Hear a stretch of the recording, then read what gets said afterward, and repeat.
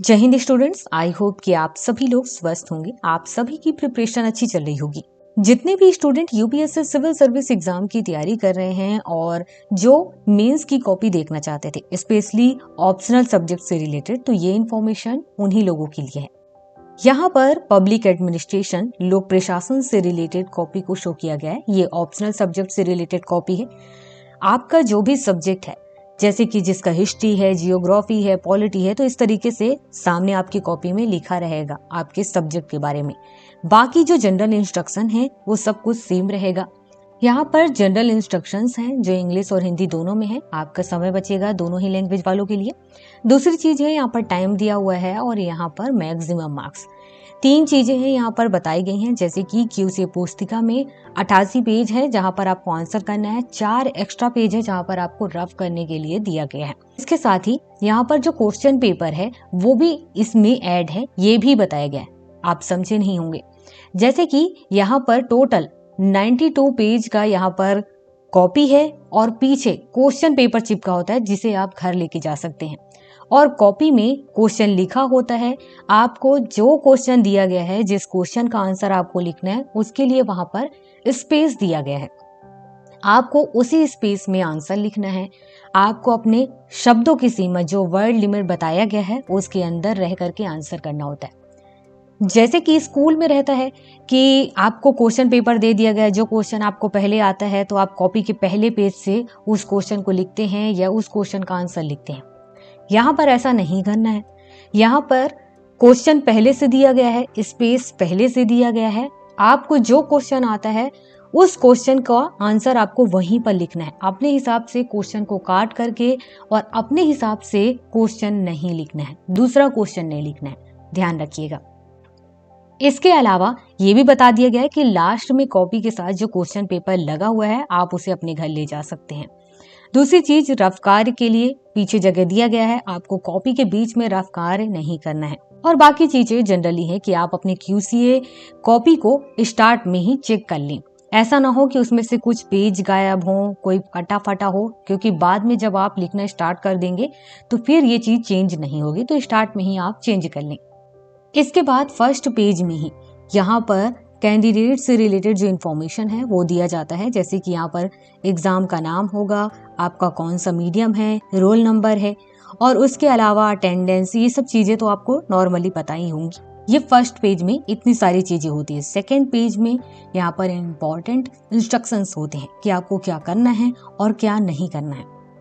जैसे कि सबसे पहले बता दिया गया है कि जो कैंडिडेट हैं, नीचे लिखे हुए जितने भी इंस्ट्रक्शन हैं सावधानी से उनको पढ़ लें। किसी भी निर्देश का उल्लंघन होने पर उम्मीदवार को मिलने वाले अंकों में कटौती, उम्मीदवारी रद्द की जा सकती है, आयोग की परवर्ती परीक्षाओं के लिए वर्जित किया जा सकता है और दंडित किया जा सकता है। तो इस चीज को आपको ध्यान में रखना है। पहली चीज, अपना अनुक्रमांक, रोल नंबर और बाकी जो इंफॉर्मेशन है वो केवल अपने क्लिट में ही लिखना है। इसके अलावा जहां पर लिखने के लिए कहा गया वहीं पर लिखना है, बाकी जगह पर नहीं लिखना है। आपको कहीं पर भी अपना नाम, मोबाइल नंबर, इस तरीके से चीजें नहीं लिखनी है जिससे आपके स्पेशली पहचान उजागर हो। इसके अलावा यहाँ पर यह भी बता दिया गया है दूसरे इंस्ट्रक्शन में कि आपका जो आंसर कॉपी है वहां पर जो क्वेश्चन दिए गए हैं उसका केवल आंसर करना है। उसके अलावा कोई भी चीज नहीं लिखें, कोई कविता नहीं लिखें, कोई दोहा या कोई अभद्र चीजें, गलत चीजें नहीं लिखे, अपमानजनक चीजें नहीं लिखें, कोई ऐसा चिन्ह नहीं बनाए जिससे आपके धर्म के बारे में उजागर हो। तीसरे इंस्ट्रक्शन में लिखा हुआ है कि जो एग्जामिनर है डायरेक्टली और इनडायरेक्टली किसी भी तरीके से उनसे कोई प्रार्थना नहीं करे या कोई धमकी भरी बातें नहीं लिखें। चौथे इंस्ट्रक्शन में कि आपका आंसर स्पष्ट होना चाहिए। अगर आपने अस्पष्ट लिखा है, बहुत गंदी लिखावट में लिखा है, तो इस तरीके से आपकी कॉपी को चेक नहीं किया जाएगा, मूल्यांकन नहीं किया जाएगा। पांचवें इंस्ट्रक्शन में बता दिया गया है कि आपको अपने आंसर कॉपी में आंसर केवल पेन से ही करना है। आप पेंसिल का यूज नहीं करें। हाँ, केवल कोई चित्र बनाने के लिए, डायग्राम बनाने के लिए पेंसिल का यूज कर सकते हैं। इसके अलावा छठवां इंस्ट्रक्शन है जिसमें बता दिया गया है कि आपके एडमिट कार्ड में जो भी आपने अपने लैंग्वेज को चूज किया है, चाहे हिंदी या इंग्लिश, उसके अलावा कोई दूसरा लैंग्वेज यहाँ पर चूज नहीं करना है। इसके अलावा जैसे कि लैंग्वेज से रिलेटेड क्वेश्चन पेपर भी होता है, तो वहां पर आपने जो लैंग्वेज अपने लिए चूज किया है उसी लैंग्वेज में आपको आंसर करना है। उसके अलावा दूसरे लैंग्वेज को चूज नहीं करना है। मिक्स लैंग्वेज में आंसर नहीं करना है। 7वां इंस्ट्रक्शन ये है कि जहां पर क्वेश्चन दिया हुआ है नीचे आपको आंसर लिखने के लिए जगह दिया गया है, तो उस क्वेश्चन का आंसर वहीं पर लिखना है। क्वेश्चन काट करके दूसरा क्वेश्चन लिख करके आंसर नहीं करना है, वरना कॉपी चेक नहीं की जाएगी। दूसरी चीज एक और है, 8वें नंबर में बताया गया है कि अगर आप कोई क्वेश्चन का आंसर कट करते हैं तो वहां पर पेन से काट के रद्द लिख दें, कैंसल लिख दें, वरना उस आंसर को चेक किया जाएगा और उस पर नंबर दिया जा सकता है। जैसे कि यहाँ पर से स्टार्ट होता है आपका कॉपी, और आपको पता होगा कि ऑप्शनल सब्जेक्ट 2 पार्ट में बटा होता है, पेपर 1 और पेपर 2। आप चाहे जो भी ऑप्शनल सब्जेक्ट चूज करें। तो यहाँ पर हम एक कॉपी को ही शो करते हैं। इसके साथ ही यहाँ पर फिर से आपका समय दिखाया हुआ है और मैक्सिमम मार्क्स। कुछ इंपॉर्टेंट इंस्ट्रक्शंस हैं, जैसे कि यहाँ पर बताया गया है कि टोटल 8 क्वेश्चंस दिए हुए हैं जो कि 2 पार्ट में बटे हुए हैं। क्वेश्चन हिंदी और इंग्लिश दोनों ही लैंग्वेज में है और स्टूडेंट को केवल 5 क्वेश्चन का आंसर करना है। पहला और 5वां क्वेश्चन यहाँ पर इम्पोर्टेंट है, अनिवार्य है, कंपलसरी है।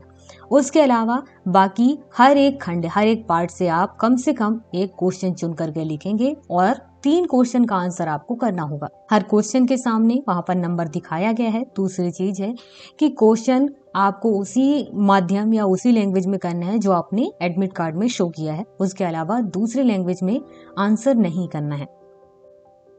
अब यहाँ पर स्टार्ट होता है क्वेश्चन सेक्शन ए और सेक्शन बी के हिसाब से।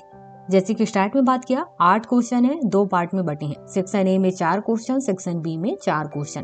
पहला क्वेश्चन कंपलसरी है और पहले क्वेश्चन में लिखा हुआ है कि आपको आंसर 150 शब्दों में करना है और फर्स्ट ए में यहाँ पर ये क्वेश्चन दिया हुआ है और इस तरीके से आपको स्पेस दिया गया है। ये क्वेश्चन 10 नंबर का है। क्वेश्चन के सामने मार्क्स भी बता दिए गए हैं और ये स्पेस दिया हुआ है। इस स्पेस में ही आपको आंसर करना है। स्पेस में आप देख सकते हैं यहाँ पर ये दूसरा पेज है जहां पर आपको लिखना है।